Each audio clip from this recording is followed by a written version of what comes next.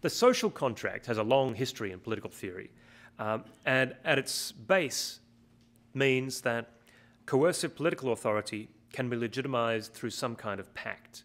Now, this is not an actual agreement that you sign, obviously, and that's one of the standard critiques of the contractarian theory, but that political association based on a measure of reasoned consent is both more legitimate and more effective than other forms of political association. For Thomas Hobbes, who wrote about this famously in the Leviathan in the 17th century, he was talking about the centralization of political authority that made organized society possible. To break free of the war of all against all, you needed to give power to the central authority, the Leviathan.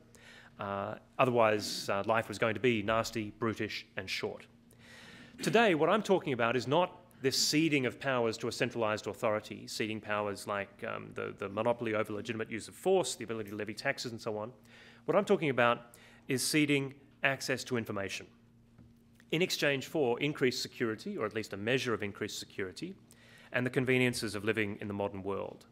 And so in this context, viewed through this kind of lens, privacy that Joanne was speaking about at the beginning, I don't think privacy is being stolen from us or ripped from us. I think we are giving it in exchange for these benefits.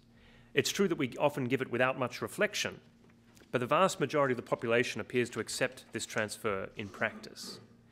There are differences from this traditional model of a social contract in that here, at least in theory, you can opt out.